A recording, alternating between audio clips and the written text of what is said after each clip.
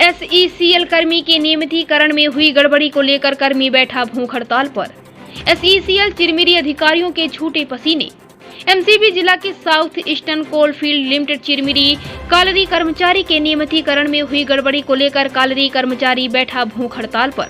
विभागीय द्वारा हुई गड़बड़ियों में सुधार न होने को लेकर कई बार विभाग को आवेदन देने के पश्चात भी कार्यवाही न होने से कालरी कर्मचारी था दुखी। चिरमिरी महाप्रबंधक कार्यालय के सामने कर्मी बैठा आमरण अनशन पर।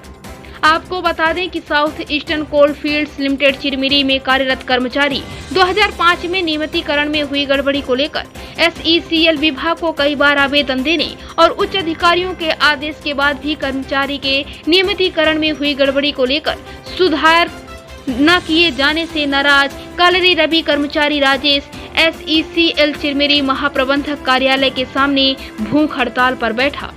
4 दिन बीत जाने के बाद डॉक्टरों ने कर्मचारी का स्वास्थ्य परीक्षण किया, जिसमें स्वास्थ्य में गड़बड़ी और हॉस्पिटल में भर्ती करने की बात कही। वहीं कालरी कर्मचारी अपनी मांगों पर डटा रहा।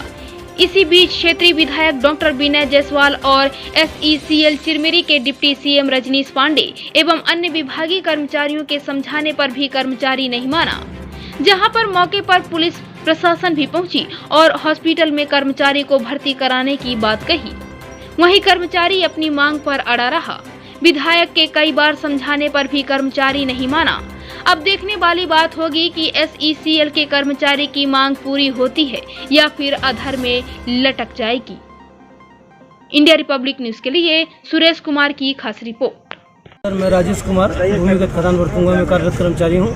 मेरी नियुक्ति मेरी माताजी के स्थान पर विशेष महिला सुरक्षित सेवानिवृत्ति योजना के तहत स्टाइपेंड में हुई थी 3 साल ट्रेनिंग के लिए।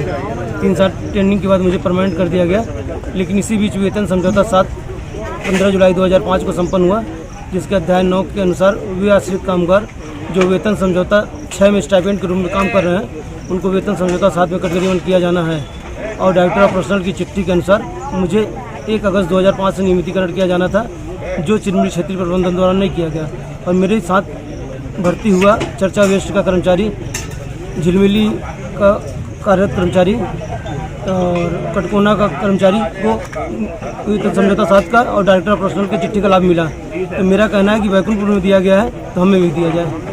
नहीं दे सकता हूँ, ये पीआरओ का काम है। जीएम साहब आप उनके प्रति आप जीएम पीआरओ ने बोला है कि आप बाइट दे सकते हैं।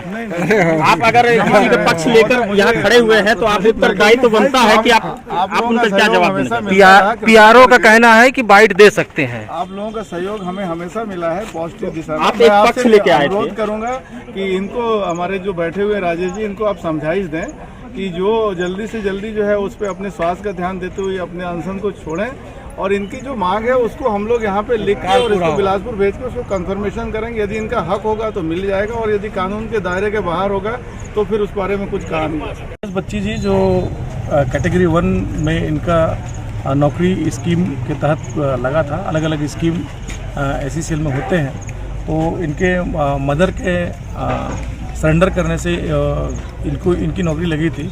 और सेम इनकी जो मांग है इसी मैनर का जो बैकुंठपुर का जो एसईसीएल है वहाँ के जो कर्मचारी है उनको वो बेनिफिट जो है वो मिला है, जबकि ये जो बच्ची जी है इनको वो बेनिफिट नहीं मिला है। तो इनका ये कहना है कि जब सेम लॉ है, सेम कानून है, सेम एसईसीएल है, सेम इनका प्रबंधन है, तो वो जो बातें हैं जो अगर एक व्यक्ति को मिल रहा है तो दूसरे व्यक्ति को मिलना चाहिए। मांग इनकी जायज़ है। हमने इनसे बहुत रिक्वेस्ट किया कि आप उठ जाइए करके, लेकिन इनका कहना है कि जो यहाँ के डीपी हैं बिलासपुर के, वो आए और इनके जो इनका प्रश्न है, जो इनकी मांग है, उसका निराकरण कर दें, क्योंकि यहाँ के जो लेवल के जो यहाँ का जो लोकल जो प्रबंधन है वो इस चीज़ का जो निराकरण है वो करने में सक्षम नहीं है। पिछले बार भी ये इस मांग को लेकर बैठे थे, लेकिन उनको संतोषजनक जो है उत्तर नहीं मिला है। इस बार ये बैठे हैं, इनके साथ बहुत सहानुभूति है।